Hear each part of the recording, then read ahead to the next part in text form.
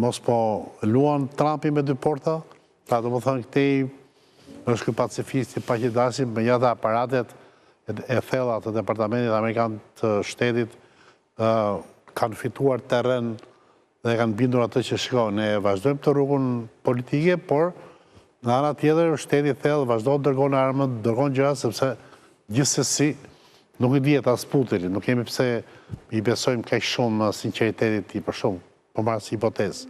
Kjo mendoj që në aspektin e negociatave është zgjidhja më logjikisht e pranueshme, sepse Trumpi nuk do kishte asnjë lloj leverdie të hynte në negociatat që kur të hy me Rusin, me një Ukrainë që e kanë abandonuar totalisht, se i bie që Rusia pastaj të vendoste të vepronte si të donte ajo. Pra i duhet një lloj rezistence e mbrëmshme, i duhet ta mbajë zjarrin në një lloj mënyre të Ukrainës të ndezur, në mënyrë që ai ta përdori edhe kundër Rusisë, sepse nuk do kishte kuptim nëse nuk do të kishte më Ukraina fuqi për ta mbajtur vatrën e konfliktit, se do shuaj automatikisht atë Rusia mjaftonte të bënte një sulm të shpejt mbase me të gjithë municionet dhe armatimet e veta dhe nuk kishte më nevojë për negociata. Pra, domosdoshmërisht Amerika te kërcënon Ukrainën e provojës, Trumpi erdhi dhe me dorën e hekurt e mbyll luftën për 4 ditë.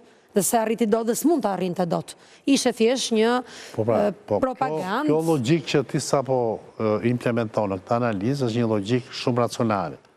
Ndërkohë që Trumpi është kundër rrymës në mënyrën se si ndërton strategjitë e veta.